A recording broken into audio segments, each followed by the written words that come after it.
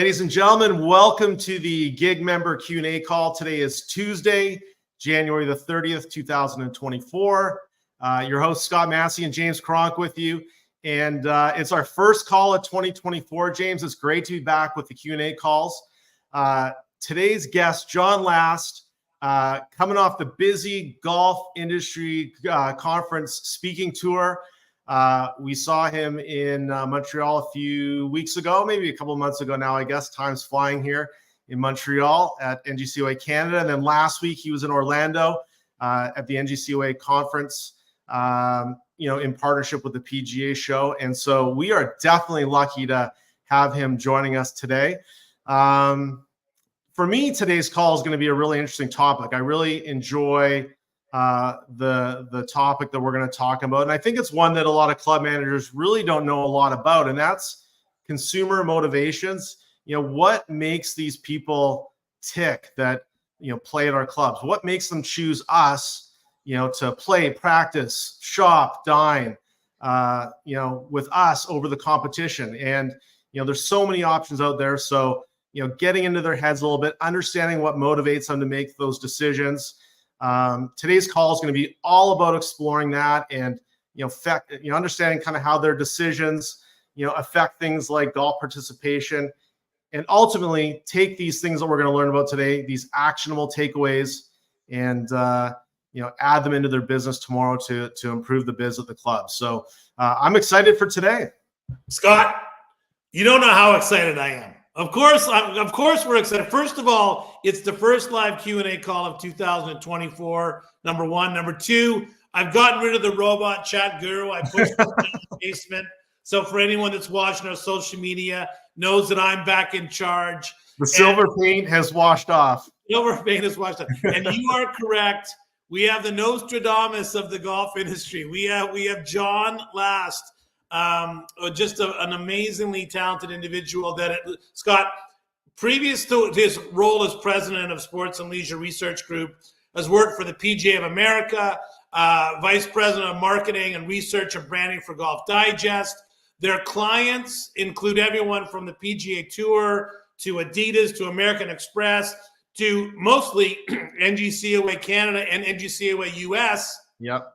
Where Jon's involved in doing these amazing kind of focused research papers about the past and the future of the golf industry. So let's bring on our special guest, and let's not waste any more time telling everyone, Jon, welcome to the Gig Q&A call.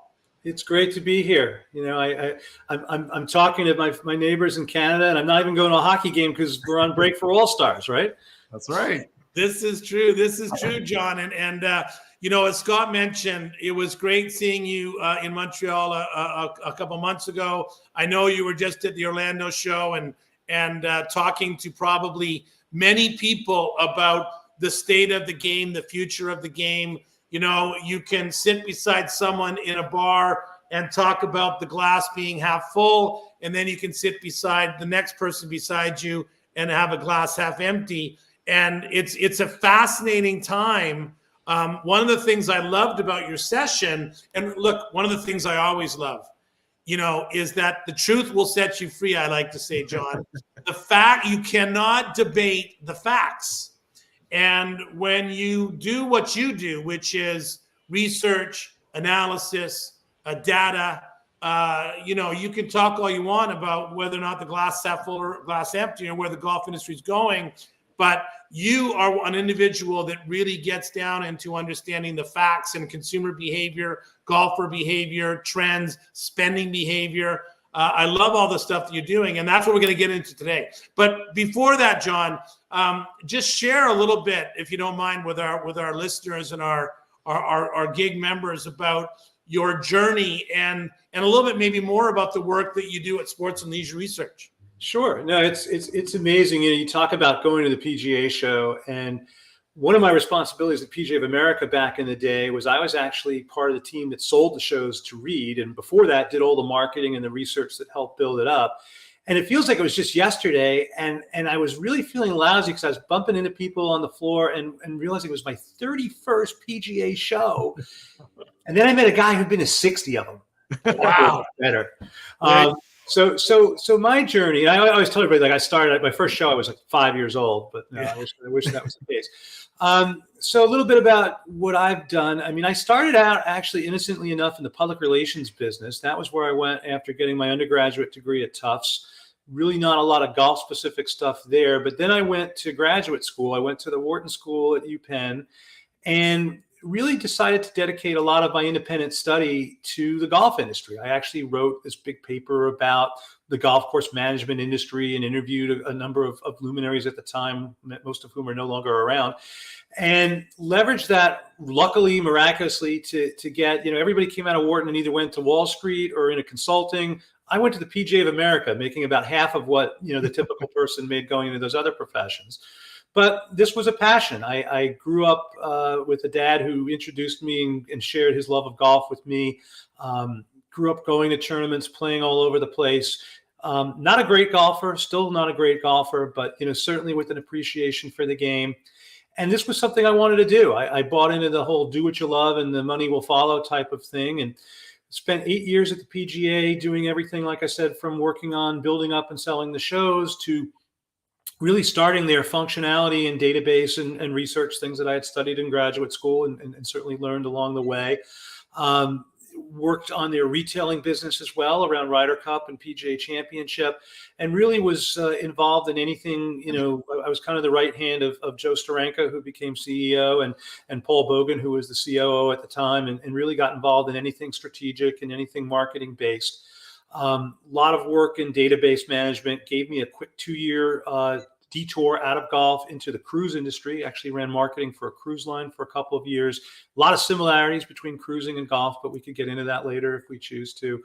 And then when Conde Nast bought Golf Digest, Golf World, and Golf for Women, they kind of brought me back to New York, where I built out a functionality in research and strategic planning and marketing that really kind of went in a lot of different directions than the typical media research department went, and that we were doing and building out a business unit that did proprietary consulting work for our advertisers, and did that for about 8 years. Always had the itch to have my own shop. Realized that, I got tired sometimes when clients would think that, we were really just shilling for the magazine. So I said, my midlife crisis was going to be, rather than getting a Porsche and a 22-year-old girlfriend, I was going to go start my own company. Was fortunate enough to bring a number of our clients with us, a number of people that were working for me with us. And here we are 16 years later. Sports and Leisure Research Group is the perfect name for the company because that's what we do. It's not perfect because it makes my email address and our URL too long, but we work with, as you mentioned, a number of companies and interests throughout all of sports. Golf's about 40 to 45% of our business, but we also touch all professional sports. We've worked in hockey and baseball and football and basketball. We work for media. We work for brands that advertise and promote and market through sports. We do a lot of work in the travel space. We've been doing work with the American Resort Developers Association, U.S. Travel, the American Society of Travel Agents, or now Travel Advisors, as they call themselves. So it's a really broad swath. And when I say we do research, it's everything from surveys to focus groups to one-on-one interviews to observational work. We work with a lot of the leading associations and governing bodies of the game in the U.S. and in Canada.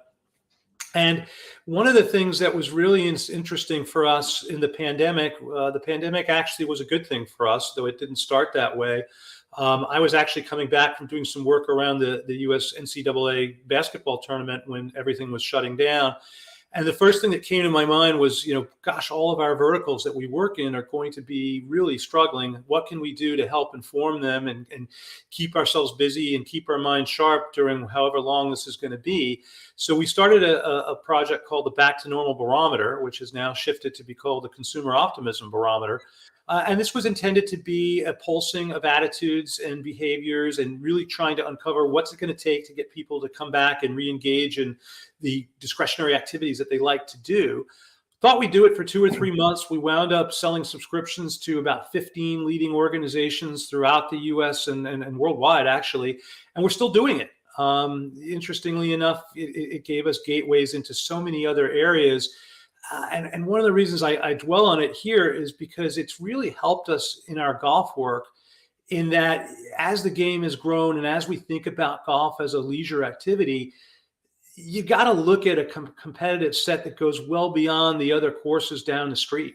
So now we're able to kind of compare attitudes and time spent and behaviors and how in other activities and how those activities actually make a difference in how people are playing golf. I'm sure we'll get into it today, but we talk about the really promising and bullish market that the industry has enjoyed over the last few years. Well, a lot of that was also predicated by what was going on around them. So now as we continue to do the barometer and other work, it really informs it in giving us a holistic understanding of the consumer and where this great game fits into their lives. Thank you. That's a awesome intro and awesome kind of overview of the grand scheme of things. And my question for you, Jon, is actually twofold about the next one, because I hear this sometimes about data. Whatever they call it, garbage in, garbage out kind of stuff. Two-part question. One is, how do you get your data? Number one, but then number two is, if you're a golf course owner operator, you're a club. You're a club that's in a town or a city, whatever it might be. How much data do you need for the data to be valuable? For the data to be that you can use that data as being, okay, I'm going to go this way as opposed to this way. So great questions. I want to start answering by going back to a word you used as you began today's podcast. And that was truth, right? Truth is something that if people ask me, generically, what do you do? Well, you're in search of truth, because that's one of the great things that research is about if you do it the right way. We have time for a quick joke. It's like the only joke I know about marketing research. We'll tell you if it's a joke or not, but yes, we do. So, this joke involves a CEO who is, trying to figure out what 1 + 1 is. And, he's all frustrated. And first he calls in his head of finance because, they know all this stuff and, numbers. And the finance guy says, well, are you using accrual accounting or cash accounting? He gets overwhelmed, throws the guy out. Then he calls in his engineering head. He asks them, you're using the refraction method. Again, he can't answer the question. He asks the research guy what 1 + 1 is. And the research guy kind of, does one of these little things and, to look official and says, what do you want it to be? Because so many times research can be used for misinformation if you don't do it right. And, the key things, you can have a research supplier or somebody suggest all these different intricate ways of doing things. The data that we collect comes from a primary source. It comes directly from the mouths or keystrokes of the stakeholder groups that we are interested in. And what really predicates a research study is who you're talking to, how effectively you're eliciting information from them and vetting that information to make it accurate and usable, and how long you're spending time with them. So all of our work comes from, like I said, either it's a survey that you're doing, whether it's online or pretty much all of them are done online now, but some of them are actually done face to face. We actually have done a bunch of work in and around the NHL where we're intercepting fans at games. We do that same work at a number of golf championships all over the U.S. and elsewhere. So it comes directly from people. It's called primary research. It's not, looking at somebody else's data and trying to assess it. It's collecting it from directly the source that you're trying to get it from. And it can be done through surveys. It can be done observationally. It can be done on a Zoom call. It can be done face-to-face in a central testing environment. There's also qualitative research, which is more kind of trying to understand the why. And that involves and borrows a lot from social science and psychology and posits different questions in ways with different stimuli to really try to get at the underlying motivations and emotions behind, why people do things the way they do. And that's most frequently, familiar probably with everybody watching today in focus groups or one-on-one interviews. So that's how we collect our data. To the question about how do you make sure it's good? And this is a real beef that I have. I'm a former president of the Marketing Research Institute International, which is the largest international program of training for professional researchers. I'm also a former president of the Insights Association, which is the largest trade group, also globally of research practitioners. So we get really, I can put the propeller on my head and really geek out about methodology.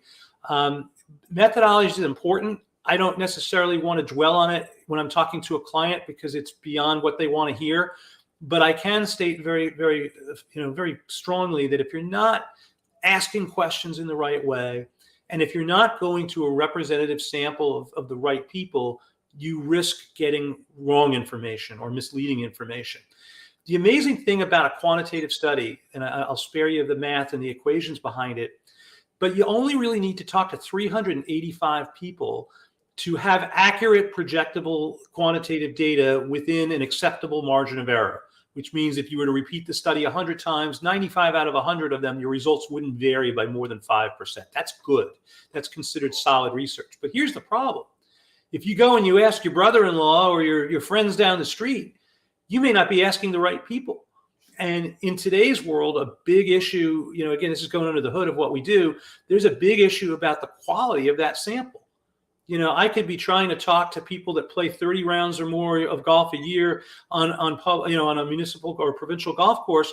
And, I could be talking to a bot, or I could be talking to somebody who just loves to answer surveys for a living. Mm-hmm. And you've got to have the right rigor involved in assessing that data to make sure it's correct. Well, I know the club manager joke, John, which is that when I do a survey, if the answers are all very positive, it's a perfect survey. Yeah. When the answers are negative, it's all the people that complain that fill out of surveys. I mean, it's all the people that have something to bitch about, is the reason why they filled out the survey. So yeah, and we protect against that. We have very rigorous protocols to make sure that that's not who we're getting. And so, John, if you've gone through the process, and I know that obviously when you're working with larger clients or with groups, and with any group, to be honest, I'm sure.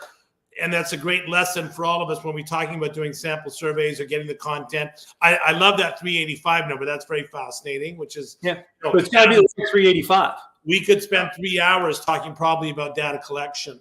Yep. But right now, what are some of the, and I think this might be the next thing, what are some of those metrics that golf course owners, managers, operators, leaders, need to be aware of that's going on right now? I mean, I know you said 45% of your business in the golf space. When we had that session in Montreal, I know you guys are talking about spending, you were talking about debt, you were talking about the other activities that, during COVID, it was golf. Now there's other baseball teams and or baseball games and all kinds of other things going on that's going to grab people's time. What are the metrics that a golf course owner needs to be aware of? So, it's funny. I just thought about this question. There's a lot of, there's basic blocking and tackling stuff in terms of operating metrics. I want to go away from those. Those are table stakes. You got to be doing those anyway. Where we like to look at things, particularly when we're helping facilities or multiple facility owners, it's really understanding share of customer. That's one that, what percentage of an individual's business are you getting? It's understanding things like price elasticity in terms of, what are they willing to pay? You talk about value being such an incredible driver of people's activities. Value is not just about price. In fact, there are certain price points and a lot of facilities that are using dynamic pricing today. One of the big areas where there could be improvement is they may not be starting high enough even in terms of what that low point threshold is, because there's a certain wantedness or value that the customer is going to put on an individual facility. And in fact, sometimes if you're priced below that, you're creating a scenario where people are actually questioning the value of what they're going to receive because it seems to be too good of a deal to be true. So I think you have to understand what the consumer thinks of your facility from a perceptual standpoint relative to a broad competitive set. So that goes into share of customer. You have to understand what their price thresholds are going to be. You have to understand what are the key deliverables that they need to get from that golf experience and how well you are performing against them. So those are some things that I think you really want to look at beyond the blocking and tackling of, time spent and obviously, rounds recorded and yield and, what your intervals are between tee times and all of those other operating data that are also critically important. John, how does someone answer the question, what is my golf course worth? So, and I'm referring to a green fee, right? So, is it worth $600 play Pebble Beach? Well, if you want to play Pebble Beach, it's on your bucket list. It's certainly worth it, right? And like we always talk about the fact that for every steakhouse there's a McDonald's, and et cetera, et cetera, et cetera. But the reality is that we're selling an experience. And so how do you, we're not selling a carton of milk. We're not selling a pound of butter. We're selling an experience. And people talk about dynamic pricing. If you're a golf course operator and you're trying to figure out, well, what is my price? Am I just, what are the steps that, So, I mean, so I know we normally do. What can you add to the steps that people are not thinking about? So we like to do, there's actually a pretty interesting informal methodology that comes from consumer packaged goods. We've used it in golf. We've also used it quite frequently in terms of setting ticket prices for sports franchises. And it really comes back to a series of questions that you can ask the consumer very blindly, because there's a very technical term in research called nobody likes to call the baby ugly. If I say I'm coming from course X, Y, or Z, how much am I worth? You're not going to get a good answer because people aren't going to want to offend you. But you are going to be able to get at specific ranges of numbers that people feel they're getting a good value, that people feel they may be getting a little bit beyond where they want to go, but it's still worthwhile. And as I said, that there are other questions that get at what would begin to cause concerns or questions that there's something going on that's wrong, like you just did aeration, or you've had a horrible fungus that's taken over the greens on the back nine. So you want to you ask it in a way that obfuscates who the what the brand is that you're going to, and probably does it in the context of other comparable courses or facilities, because that will help you understand what differentiates you.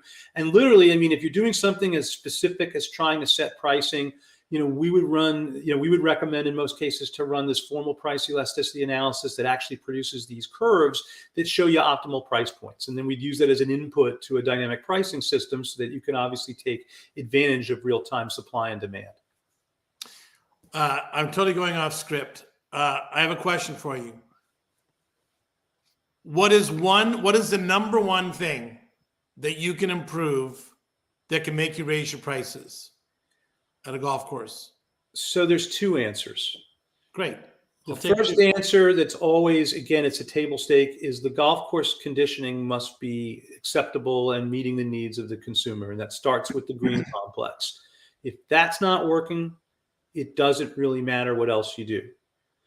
The second piece, though, is creating a welcoming environment, particularly in this day and age where, we've experienced this renaissance, if you will, of participation. I use this term just last week at the show. It comes out of some of the data that you guys have seen and that we've done elsewhere. But what we've done is we've really created something we've talked about for years, and we've finally done it. And that is, we've created more of a democratization of golf. That means that we're finally buying into what a lot of people talked about for years, and that is to create an experience that meets the golfer on his or her own terms, in terms of what that experience is going to be, whether everything from offering the right set of tee boxes that can be conducive to how someone plays the game, to gamified ranges, to having alternatives to the traditional 18-hole round of golf. And by knowing that and understanding what really resonates with the customer and creating that environment, you're going to begin to build a relationship that has them see your facility as of some place that they feel better at than elsewhere. And we've made such huge strides. It's really exciting to see, because I grew up playing publicly, and the environment was really not what we wanted it to be. And now, we see so many operators throughout the world that have really begun to understand the need to get inside the mindset of the customer and begin to develop certain relationships. I know we'll talk a little bit later about loyalty marketing. Certainly a lot of really great tactics that we'll talk about that come from other industries that the golf industry is now beginning to embrace. So those are the two biggies. Scott, get us back on track. What's next? Yeah. So just maybe a general statement, John, in your mind, the current state of the industry, where do you think we're at, and where do you think things are going? So we're in a really good place. Just presented the latest consumer data at the PGA show last week that went along with some of the operator data that we've done for NGCOA. We saw, and I'll unfortunately put a little bit of a U.S. lens on this because that's the market I know the best. we've seen, if you buy into the participation numbers in terms of those who are playing or experience the game in different ways, those are at levels we haven't seen in a while. Rounds played just got released to be higher than it's been in I think at any time recently. We're in a place that we really, that can very easily get people, for lack of better terms, fat and happy. So as much as I'm really excited to see what we have seen and intent, from golfers, we just surveyed them on this a couple of weeks ago. People's desire and expectations to play this year are higher than we've seen in quite a while. Doesn't always translate directly, but we're in a good spot. But what we've got to be mindful of is we can't take our eye off the prize, and we can't push pricing too high. Not to dwell on price again, but we saw 95% of U.S. public access golf facilities increase rates last year. There's less of there's a little bit more trepidation right now about how far they can go. And I think that's a healthy conversation that has to be had, and it has to be had on a micro local basis at every facility, because without knowing your customer base and who they are, we do run the risk that a lot of the players that have come into the game of late, or people who've increased their participation of late, whether it be COVID related or otherwise, we don't want to push them out. We did that back in 2008. If you remember, during the times when Tiger Mania was beginning to come, into full circle, we got too content. We built these courses that were too difficult for most people to enjoy and play. We charged too much for it, and we saw, really where we were up until before the pandemic, where there was a lot of negativity about the direction that we were going in. So we're in a good spot, but I think the stakes are even higher now, that we've got to keep our mind on what people want and how we're meeting those needs. And it's okay. The golf industry is all primed to screw itself up. Things have never been better. So of course we're going to have Live Golf and the PGA Tour blow up the Tour Golf, and then we're going to roll the golf ball back so that Mr. Jones can't hit it over the pond. So it's okay. We're going to do all that we possibly can, as we normally do, to make sure this sunny day doesn't stay sunny for too long. Yeah. I think we're doing enough good things that are going to, again, if deployed correctly, and not to get on the golf ball thing, but we did a lot of that research, and most 95% or not more of the players out there aren't going to see a difference, especially if they start playing from the proper set of tees, which most people don't play from. And I just did a presentation on that as well. Well, they're not going to see a difference, but they're going to think there's a difference. But that's where marketing comes in. That's a conversation for another day. That's a conversation for another day. I don't want to get on my high horse on that one.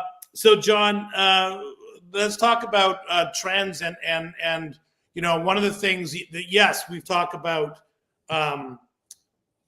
definitely golf. We talk about screen golf. We talk about the growth of those things, but we also talk a great deal these days about a recession. We talk about people tightening their budgets. We talk about companies making people go back to the office so that you can't work from home on the first tee. There's lots of other things that are going on. So are there any trends that golf course owners, operators need to be worried about to stay relevant? Yeah, there's so much going on right now. It's such an interesting time to be in the leisure business. Let me start with something I referenced slightly before, and that is the broader definition of the competitive set. I think we all get the fact that it's not just the course down the street we're competing with, but the movies and restaurants and bowling and axe throwing for those who've done that. It's actually a lot of fun. Tried that recently. But it's recognizing that for the first time, we coming out of COVID, we had a number of interesting scenarios that were really helping golf. Obviously, there was that perfect storm of here was an activity that provided socialization. You were outside, you were doing something physical, you were socially distant, but you also had other activities that were ravished. People weren't going to restaurants. They weren't going to movies. They weren't going to theater. They weren't taking vacations because of, restrictions in some cases, and because of fear and lack of control, which is a big word in other instances. And we tracked this. We actually tracked, people's willingness to kind of re-engage. And literally up until about May or June of this past year, people still didn't buy into a notion that these other activities had regained their mojo. They weren't delivering on recollections or expectations.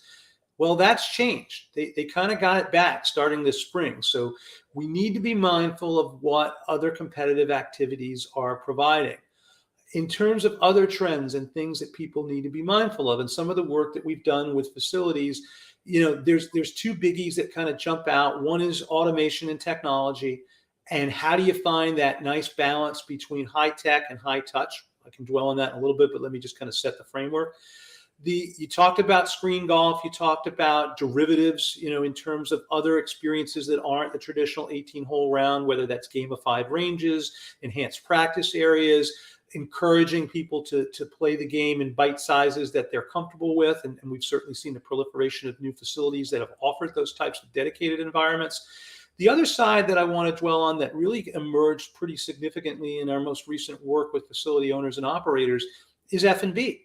We can talk about labor issues, and that's certainly a challenge, but from an amenity standpoint, from a consumer trending standpoint, people are discovering the golf course, and it is an enhancement to top line opportunities from a revenue standpoint to create these other ancillary amenities that can keep people at your facility longer than just for the golf experience. And F&B is undergoing a real renaissance right now, both in terms of re-envisioning menus, re-envisioning the spaces that you have, and really creating this compelling environment that can host somebody for longer than the round of golf. You talked a little bit about work from home. We're still finding in the US, 51% of white collar workers are still spending less than a full 5 days a week in a dedicated office facility, be it at home, be it wherever they want to be. That's a huge advantage for golf.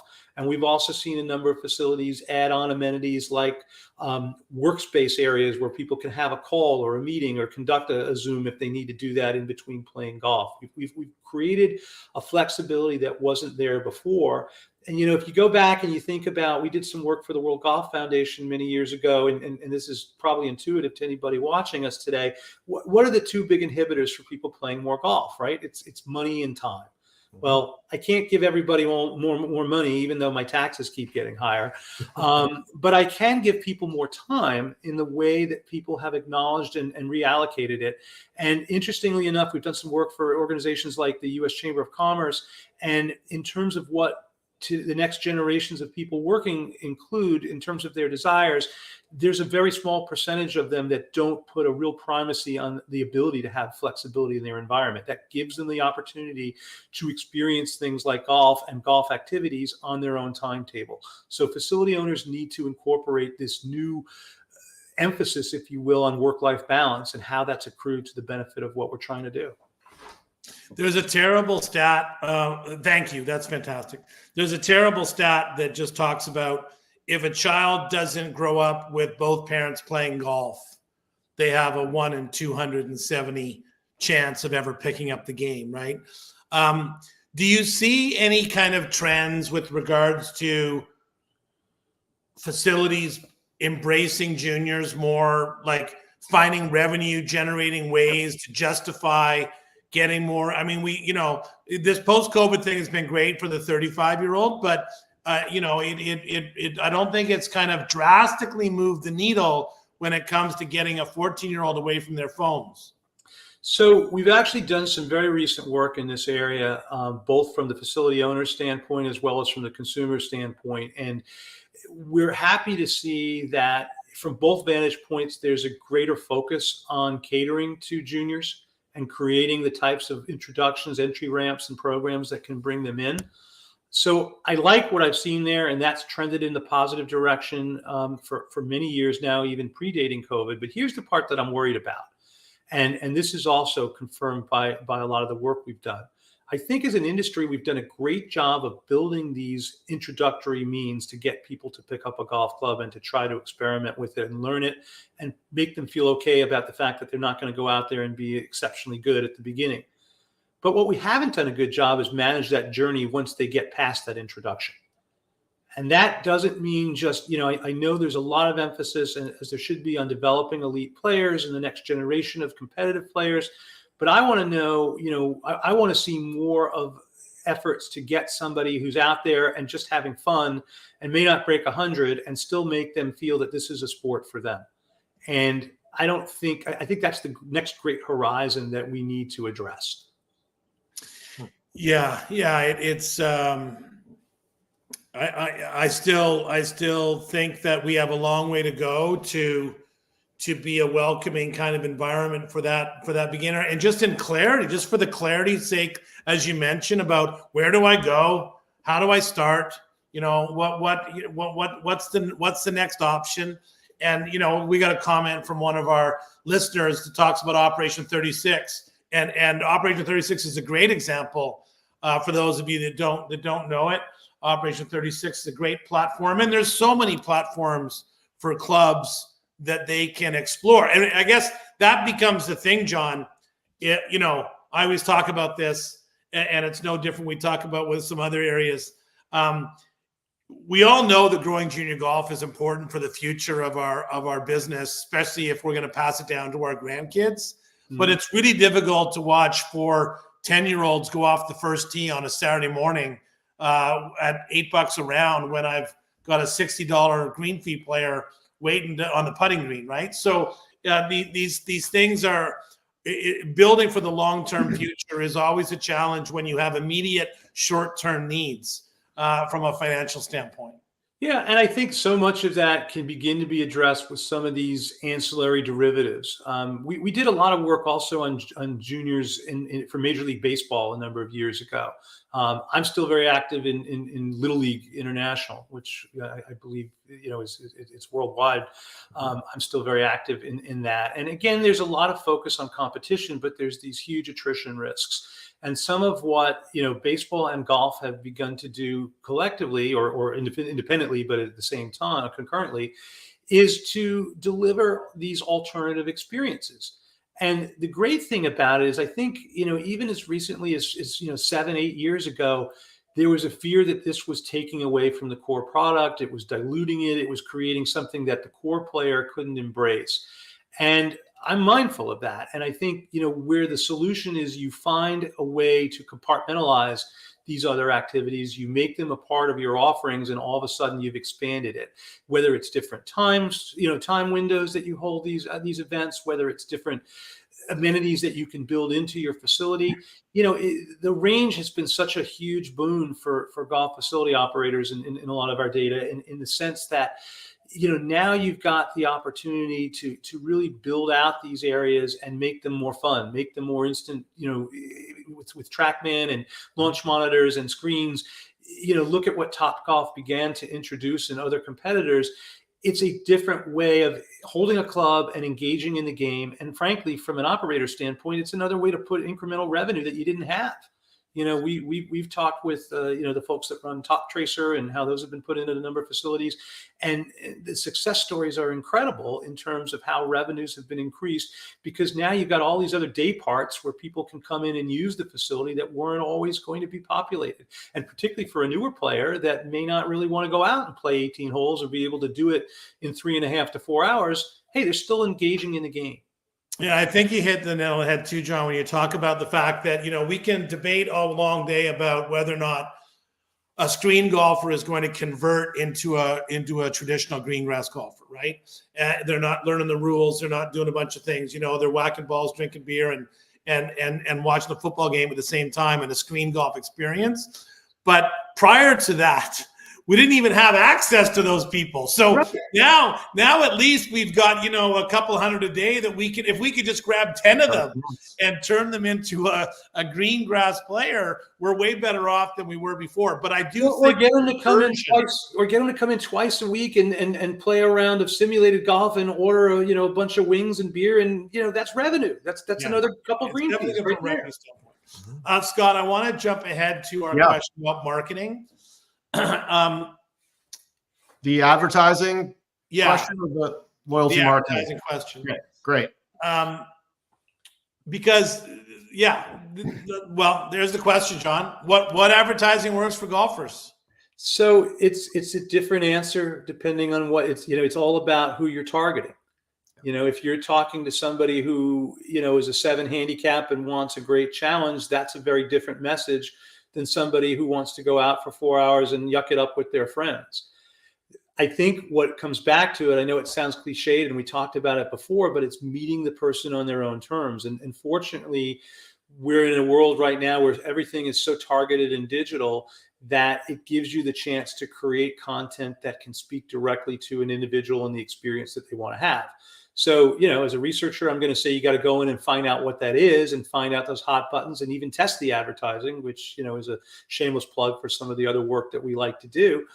But it really is creating something that is mindful of what that experience is going to be. And it's getting away from what we used to call in the cruise industry. If you ever see an ad for a cruise ship, right? The typical ad, you got the ship on the water, you got the waiter coming out with the baked Alaska, you got, people sitting by the pool. It's called the sea of sameness. That's what we call that. You got to break away from that. It's not just, talking about which great architect designed your golf course and, how it's rated, at a slope rating that's higher than ever before. It's got to be about the experience and what works for them. And it was very interesting. One of the things that we learned in our latest Golf Business Pulse work for USA and GCOA was, video and short, hard-hitting, quick TikTok world, YouTube world video that's less about instruction and competition and more about making somebody feel a part of the experience.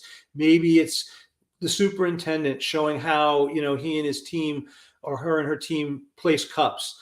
Maybe it's about understanding how, tee boxes are placed. Maybe it's about, what the F&B staff does to give them that inside look. There was a facility operator that we talk with, fantastic idea that's gotten huge traffic. It's a destination facility that people spend, limited times per year at. During the rest of the time, they've got, you remember the eagle cams that you've seen where you see what's happening in the eagle's nest? They've got an eagle cam type of setup for the first tee. So you can see, oh, there's Jones, he's playing right now. Or, oh, okay, they're actually, doing some work on that right now. And it just kind of creates this environment and this connectivity that is very different than just the same old, we're a rigorous test of golf and we're going to, give you the best experience you've ever had in, shooting, 106, that, because it's so hard. I thought we just had to tell everybody we were a championship golf course. I thought that's all that it took for advertising. Yeah, exactly. That's what everything was. It's so funny because when I stepped out of it, I'd read about these places that call themselves PGA rated. Yeah. Think that existed, but I know what they're trying to get at, and I don't know if that's going to resonate with everybody today. Yeah. Okay, here's a more specific question for you. I don't know if you can answer, but I'm going to ask anyway. What percentage of golfers do you think make a decision about where they play golf based on price? Wow, that is a great question. And I know it's a great question. This is what I do, John. What we need to do a study. You need to help us underwrite a study that's actually going to fund that answer correctly. I can take a guess and say that it's probably a smaller percentage than anybody envisions, because again, I'll go back to that value equation, right? If it was all about a number, we'd all be driving, Yugos, not to pick on that. Do they even make those anymore? The least expensive car that you could ever have. Yeah. There's people out there, you're going to pay for what you get. And we've learned that, in our ticketing work, we've learned that in other work. If you are offering an experience that meets the needs of that golfer, they are willing to pay for it. I'll joke around. I belong to a club. And if you ever try to do the economics of that, there's no way that from a dollar standpoint, my cost per round is justifiable. But everything else that I get about being a part of that community, and you don't have to be a private club to say this, that's what makes it worth it. And you could be operating, a small municipal course and still subscribe to that equation. You're creating a place that people are going to spend meaningful time at. You better be giving them something that's going to deliver on that. I'll share a story if I can that goes back a number of years, but we were doing research with consumers, with golfers, and we were asking them about, so this one guy I remember having in, he was great. He talked about all the things he liked to do. He played golf. He had season tickets for a Major League Baseball team. And he said to me, when I got into, well, why aren't you playing? You've got money, you've got time. Why aren't you playing more golf? And the answer he gave turned out to be the most popular answer when we went back and did the quantitative research. And his answer was, there are no guarantees in golf. Now let's unpack that a little bit, because we did. What did that really mean? It meant that he could show up one day and it would be a 6-hour round and the people wouldn't be respectful and it was a lousy experience, and he could show up another day and feel like he was the king of the world. That's value. That's providing a guarantee. And he got that value from other things that he did at that time more than golf. And that's why his share of customer was more disproportionately towards those other activities than towards golf. Interesting. So not that we're giving shameless plugs because our audience are all, gig fanatics and we love Gig Nation. But, what frustrates me, Jon, is that a golf course will think that they should spend 30 grand to fix a bunker or 20 grand to implement a dynamic pricing software system, but they don't think they can spend $600 on training their frontline staff to create a better experience or to create that welcoming environment or to delve into the wants and needs and wishes of each of their clients. Right. And but let's forget about, I'll step off the pulpit for a minute. So dynamic pricing. Okay. So I go to these conferences all over the world. Someone stands up there and talks about, it should cost more at 8 a.m. on a Saturday than it should at, 12:32 versus, 1:15. And there's all these conversations, and I feel like the industry, smoke and mirrors, is confusing themselves over the fact that someone's not going to wake up in the morning and decide to take 6 hours of their day because somehow your price is 15% lower than it was yesterday. It's just not going to happen. Absolutely right.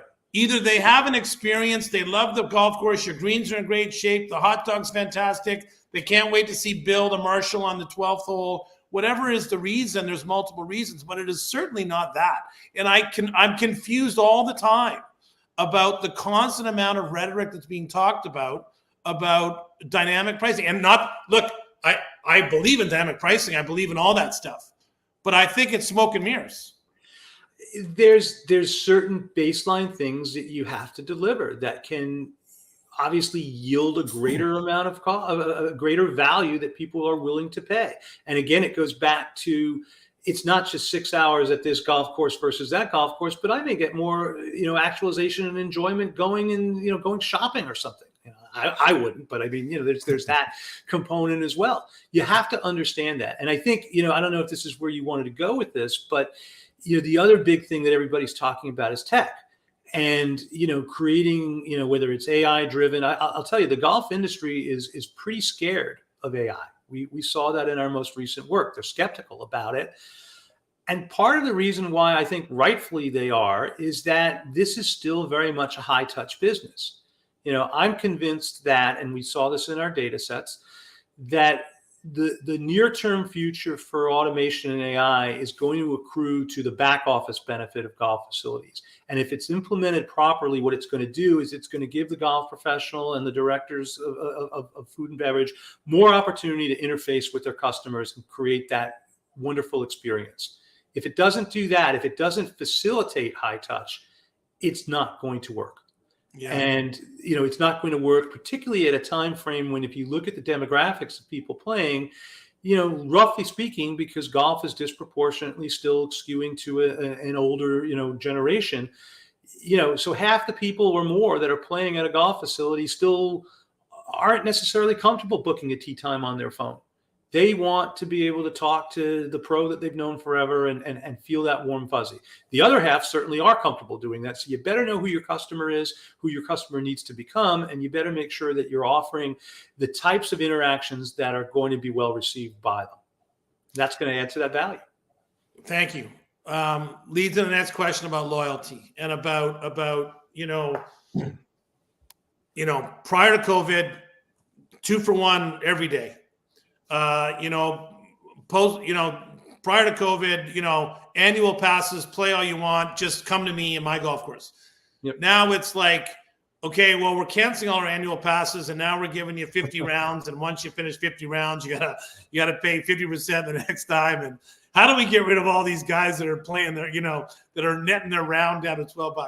So what in your mind, and we talk about long-term success, right? And okay, so high touch service, conditioning, all those things. But is there a loyalty kind of strategy that you think is the one that's working from a consumer standpoint? So this is it's an acronym. It's 4 letters, and I developed this actually in building loyalty programs in the cruise industry. That the 4 letters, there are actually 2 letters, but they're repeated twice. 2C, 2R. Let me explain what those mean. So when you think about loyalty programs, the first thing that everybody always used to think about was price or offering discounts. 2 C's are communications and community, and the 2 R's are recognition and reward. Let me go through each of them a little bit, one at a time, because I've been preaching this for a while. So, perfect example of community. We all have a shared experience playing at a particular facility, playing golf. In the cruise business, we recognize that people who went on our ships had stories to share. They've been on similar itineraries. They've done things. We developed more goodwill sending them pins that told them where they had been. So when they got on the cruise ship, they saw some other guy. Oh, you went from Athens to Istanbul as well. You were out in the Maritimes. That's helping to create a community. This shared experience, and you can do that. We talked about, with social media, with digital, with going behind the scenes. You're making them feel like a special part of where they are playing and what they are doing. Communications, obviously, the other one makes perfect sense. You've got to talk to these people in the way that they're most comfortable, with a frequency that they appreciate, and on a platform that they're most comfortable with. You've got to continue to talk to them to remind them of ways that the facility has done them right in the past and is going to do them right in the future. Recognition is the other one that's really huge. And recognition doesn't have to be just giving them stuff. Recognition means, as simple as thanking them for their business and using data in some ways to understand their preferences. You show up at a first tee or in the golf shop. Oh, Mr. Jones, I know you like to play, Titleist Pro V1s. I've got some here for you if you need them.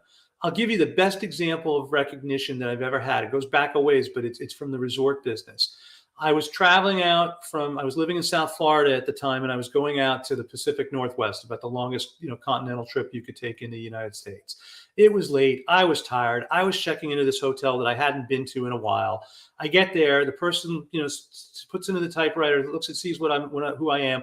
Mr. Last, welcome back to our property. I see you haven't stayed with us in a while. Would you like the same room type that you had last time? Blew me out. I'm home again. They recognize me. They know who I am, and they're appreciating me. Goes a long way. And simple didn't cost a penny. Didn't cost a penny, exactly. So those are 3 of the 4 R's, 3 of the 4 elements. The other piece is the reward piece, and we could talk about that forever, but it doesn't have to be simply discounts. It doesn't have to be simply these aspirational pulleys because people are collecting too many things anyway. It can be as simple as saying, okay, thank you, you've played, without even knowing it, these unwelcome, unexpected surprises. This is your 30th time here this year. I want to give you this shirt. I want to give you this cap. I want to give you, next time you come out, a discount on F&B. The more you know about the customer, the more you can figure out what the right gift or thing is going to be. We've done that in the casino industry. Talk about an industry that does a great job of tracking behaviors and attitudes. We've worked with a number of casino properties to help identify for them, what are some of the other affinities that they have. So people will come into a casino and all of a sudden they'll get, tickets to a sporting event that they like, or they'll get, an opportunity to go on and meet somebody that they had never met before. These are some of the creative types of things that a facility can offer in golf that don't necessarily, take away from your bottom line. Do people ask you what kind of software they should put in their facility? They do, and I usually, defer them to somebody else who studies that stuff day in and day out. I'm a marketer and a marketing researcher. I'm not necessarily going to recommend software. We've done some research for some of the apps and companies out there, so I know enough to be dangerous, but I'm not going to get into that game because the answer, again, is probably going to require another series of questions about that particular facility to understand what's best. And I'll say one thing that has been very evident in our NGCOA work, and that is there's still a big opportunity for somebody out there who can figure out how to integrate all this disparate software because there's not enough systems talking to each other. And when we talk to head golf professionals and directors of golf, they don't have the time in the day to learn all this stuff or to defer it to their staff. They've got too many other things to do to run their facility. And if anybody can figure that one out, or when they figure that one out, they're going to be heads above everybody else. Yeah, well, lots of people say they figured it out. It kind of depends. But I think that, what's the takeaway from what you're talking about is whatever CRM system you have, right? Whatever system you have that kind of helps you understand your consumer, their likes and wants, their wishes, as long as, up pops on the screen when someone shows up, hopefully their picture or the last time they played or whether they like Pro V1s or TaylorMade, that information is kind of available to you. And I think one of the cool things about what's going on right now is that there is all kinds of fantastic software. There is all kinds of options, whether it's pace of play, whether it's kind of, whether it's data management, whether it's communications, whether it's software. I mean, obviously for us, we're in the educating, training staff business. There's all kinds of great options that I think are out there. Okay, we only got a couple minutes left, Jon. If you were going to give your advice to an owner, operator, manager, head professional, whatever, a leader in the golf industry for 2024, about what's the number one opportunity that you think that they could take advantage of, and what's the number one thing that they need to be aware of based on the data, the trends, based on your knowledge, your conversations, how would you answer those questions in whatever order you want to give them?